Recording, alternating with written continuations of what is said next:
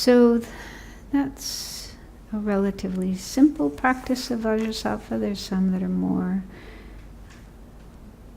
long, complicated, lots of different prayers, but this is a kind of a simple one. And once you get to know it, you can do it pretty quickly, maybe in 10 minutes or something. And it's recommended to do at least once a day, especially at the end of the day, because, during the day we do some negative things, and if we don't purify, you may have heard this, it's one of the principles of karma. They say, if you do something negative today and you don't purify it today, then tomorrow it multiplies. This is another way of karma multiplying or increasing, becomes bigger and worse, heavier. So they say it's good to purify every day, and it's probably good to do it before you go to bed, to clear up the karma of the day, and then have a fresh, pure mind to go to bed and wake up the next morning. And so you can use this practice, but again, you could use another practice that you might know, Tara or Chenrezig or Shakyamuni Buddha, and then recite the mantra of those Buddhas, which are much shorter. Om Mani Padme Hum is very short. So you could do this with any Buddha. I mean, Vajrasattva is particularly recommended for purification, but you could do it with Shakyamuni Buddha or Chenrezig and Om Mani Padme Hum. Because the point is to go through these four powers. Feel regret, wish to purify, take refuge, do some remedy, like recite the mantra, and then make a resolution. So once you know how to do the practice, you can do it, quite quickly. It's just good to make a habit of this daily practice. So I wanted to, that next time we meet, 2 weeks from now?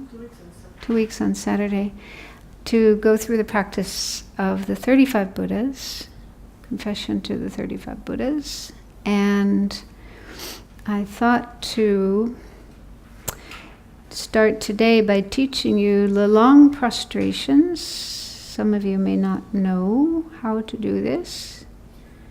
So I thought between now and next time we meet, if you could just do 3 long prostrations a day. You can do more if you want.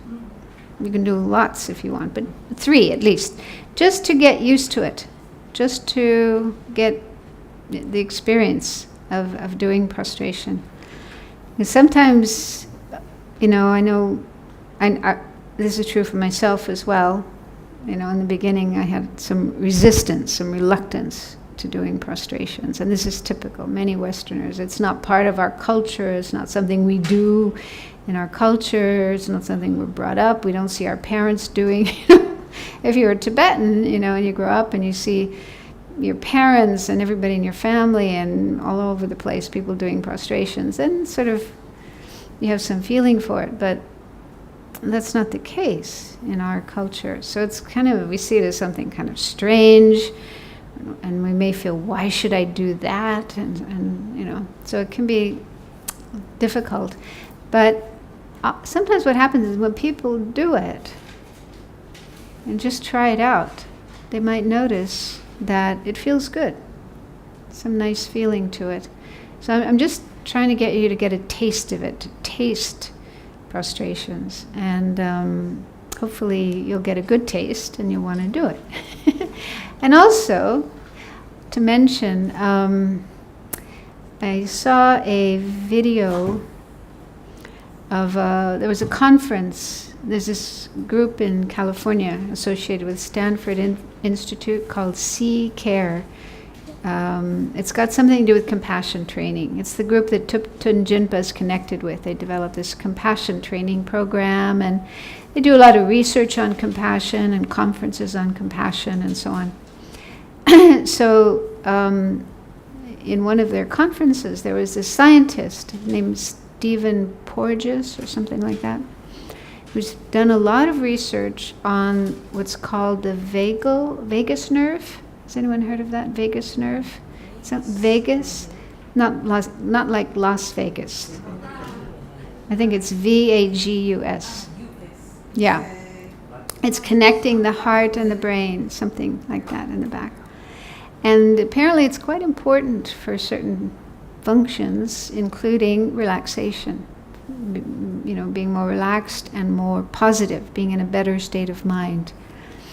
And he found that certain religious practices that have been existing for thousands of years activate the vagus nerve and put you into a better state of mind. Some of these practices are breathing, like the breathing meditation, or pranayama in the Hindu tradition.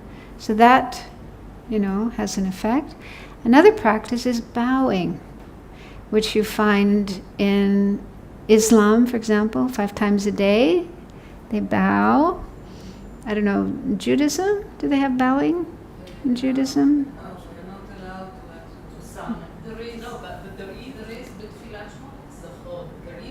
You go like this. Yeah. You go straight. Okay, and in Christianity, I know I was brought up Catholicism, we have a kind of bowing like this, and in Buddhism, prostrations, bowing. It's this movement of bending over, okay? So it actually does something to us, physiologically, but also psychologically, yeah? That movement. So if you think of it in that way, there's actually some scientific evidence that it's a good thing to do. Not just religious, but physically, mentally, emotionally. It's good for us. Also, a friend of mine who knew something about acupuncture said that, the points that we're putting on the ground are acupuncture points. So, palms of the hands, knees, and so on, chest. So that could also have an effect. Anyway, those are things that might help. So I thought to just explain how to do it, and then we can do it together. It's good you turned on the air conditioning, because you get kind of warm when you're doing prostrations.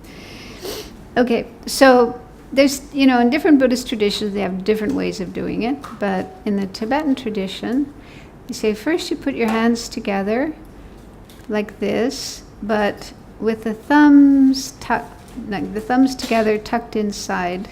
So it's actually like this. And they say the reason for that is we imagine the thumbs being like a wish-fulfilling jewel, precious jewel. We're holding a jewel in our hand, as opposed to just having empty hands. They say it's not auspicious to have empty hands in front of the Buddha, so we're holding a jewel. So that's the reason for holding the hands like that. And then the fingers pointing upwards. And then you, with your hands in that position, you touch 4 places. The first is the top of the head, the crown of the head.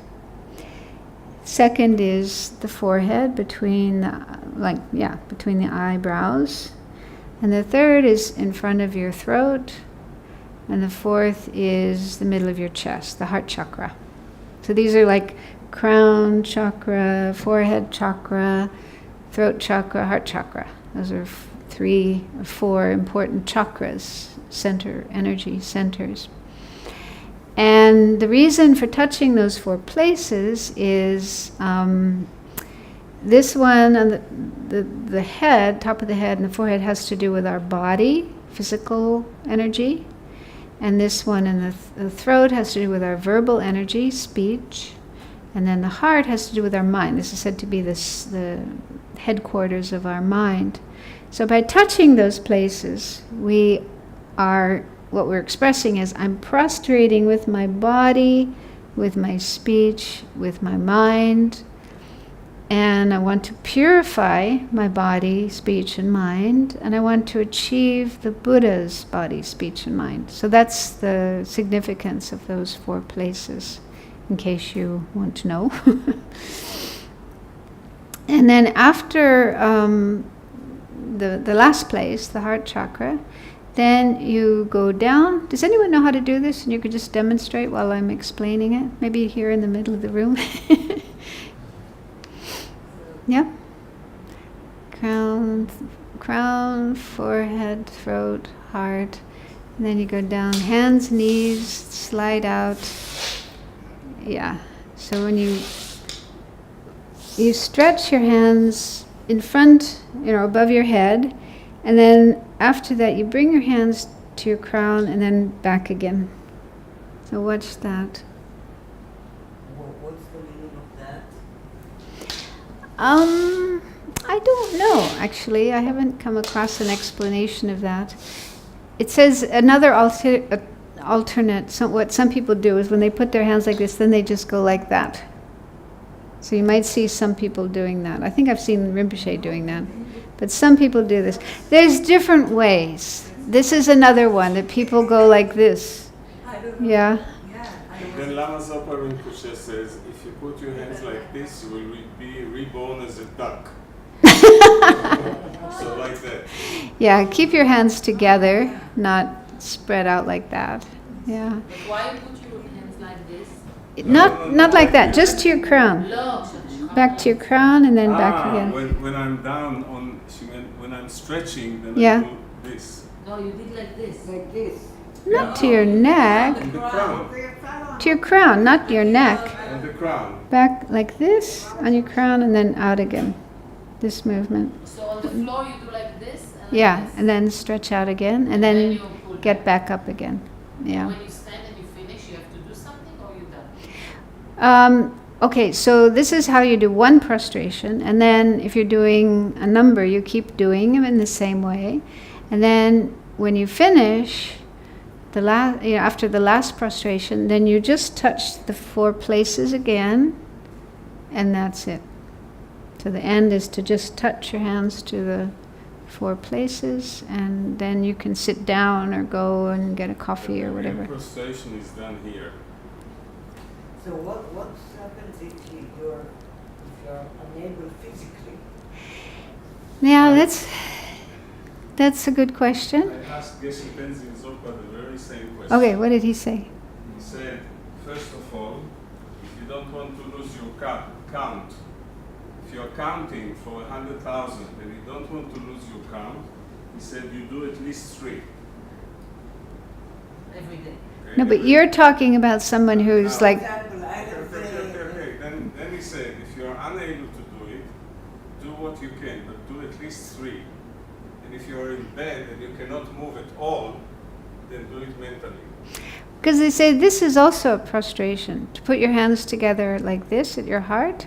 For example, when I'm on an airplane, 24 hours or whatever, and, you can't get up and prostrate on the aisles, although I've seen Muslims and Jewish people do that, but anyway, not long prostrations. I think that would be a bit too much. Anyway, they say you can just put your hands together like this. That is also prostration. So there are people who might be, because of paralysis or disabilities, they can't do this kind of prostration, so they can still do this. And maybe they can visualize. They can visualize themselves. Many, many bodies prostrating to the Buddhas. So you can always do things on the mental level if you're not able to do them physically. Yeah, I guess most Tibetans would start when they're young and, But you see, if you go to Dharamsala, Kathmandu, Lhasa, you see these gray-haired Tibetan men and women doing prostration slowly. They're not like a 20-year-old, but they're doing them. So if you're really not able, then you can just do it like this. But if you're... Okay, should we try it all together before we stop? Everyone do it together. So let's make a dedication of the positive energy we have created today. Okay, thank you very much.